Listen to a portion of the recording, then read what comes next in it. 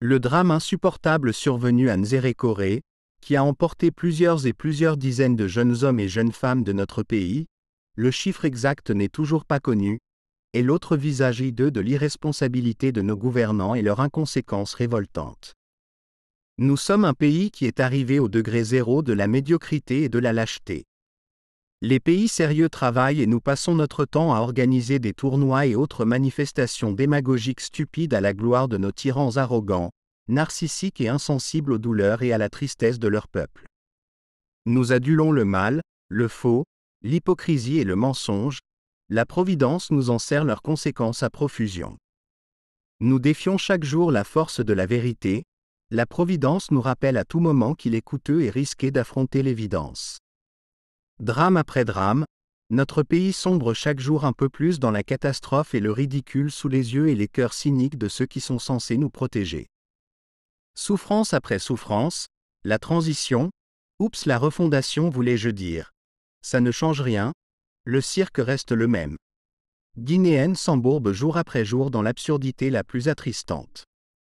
Qui a dit que la vie d'un Guinéen valait quelque chose aux yeux de nos gouvernants? Crevez, crevez, ils adresseront leurs lâches et hypocrites condoléances à vos familles. Et ils continueront leur vie dans la luxure ensanglantée des privilèges du pouvoir. Et la vie continue. Mourir pour un tournoi qui n'avait pas lieu d'être, dans des conditions dignes d'un zoo, avec une légèreté sécuritaire incroyable, voilà la normalité dans un pays où les illusions savamment orchestrées et entretenues font office de projet de société, alors qu'elles ne sont que le canal piégé de notre suicide collectif. Nzérékoré, avec des centaines de familles brisées, pleure ses morts et soigne ses blessés, en grande majorité de jeunes enfants, et la vie continue jusqu'à la prochaine catastrophe. Il est incompréhensible et injustifiable qu'un tel drame d'une telle ampleur n'amène pas un chef d'État à se déplacer sur les lieux du drame, à s'adresser directement à la nation pour la rassurer et l'apaiser et à exiger sur le champ la démission de tous les cadres impliqués dans l'organisation de ce tournoi meurtrier. C'est incompréhensible. Évidemment, en Guinée, face aux événements tragiques, face au drame, nul n'est responsable, nul n'est coupable. Ceux qui gouvernent ne sont jamais ni coupables ni responsables, de rien. Hier comme aujourd'hui, tout est toujours de la faute de Dieu, de pas de chance, ou des opposants bien sûr, cela va de soi. Lorsque cela ne suffit pas, on nous impose une rhétorique de paix et d'unité nationale fallacieuse et indigne pour ne pas nommer le mal. Pourtant, avec ce qui s'est passé à Nzérékoré, on peut tourner les choses comme l'on veut, mais quelques évidences demeurent. Si le CNRD avec à sa tête le général Mamadi Doumbouya n'avait pas décidé de violer leur serment et leur engagement de rendre le pouvoir aux civils à date, en organisant les élections libres en arbitre neutre, dans un contexte apaisé et inclusif auquel aucun d'eux ne participerait, il n'y aurait probablement pas eu ces tournois de propagande et de démagogie au profit du CNRD, du général Doumbouya, et sûrement jamais eu cet insupportable drame de Nzérékoré.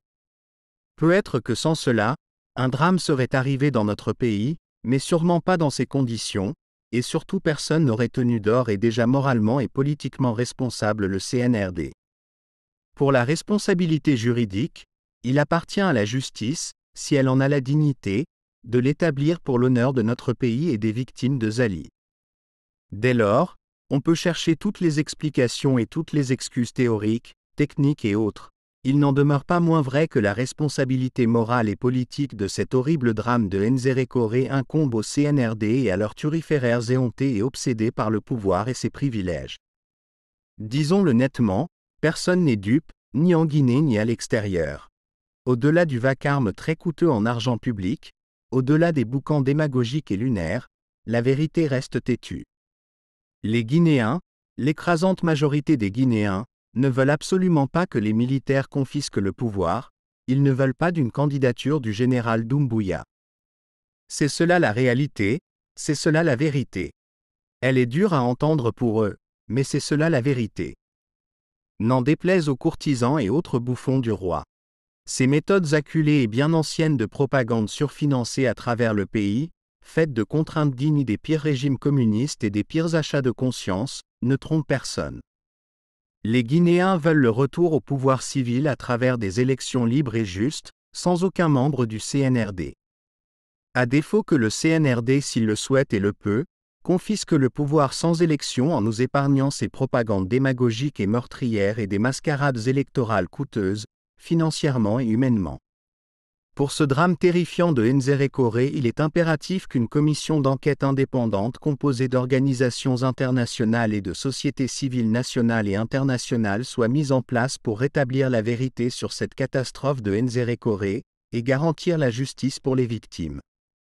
La justice doit être rendue aux victimes et à leurs familles. C'est le minimum que nous leur devons. Je m'incline pieusement devant les dépouilles de ces âmes injustement arrachées à la vie. Je présente mes condoléances les plus attristées et émues aux familles des victimes. Je souhaite un prompt rétablissement à tous les blessés. Au CNRD, au général Mamadi Doumbouya, il est peut-être encore temps de partir sereinement et dignement, avec des garanties possibles si nécessaire, en épargnant à notre pays une profonde crise aux conséquences incalculables et imprévisibles. Partez. On ne gouverne pas un peuple contre sa volonté. En attendant, arrêtez aussi ces harcèlements violents et arbitraires contre la presse, les journalistes et tous ceux qui ont des opinions et des visions différentes des vôtres. Ce nouveau kidnapping, comme il y a quelques mois celui de Fonike Mangué et Biiba, toujours introuvable, du journaliste Habib Marwan Camara est inacceptable, injustifiable et viole toutes les règles démocratiques en matière de droit, liberté, de justice équitable. Libérez-le. Soutien total à Habib Marwan Camara, à sa famille et à tous les journalistes intimidés, et harcelés, Paix à l'âme de toutes les victimes de Nzerekore.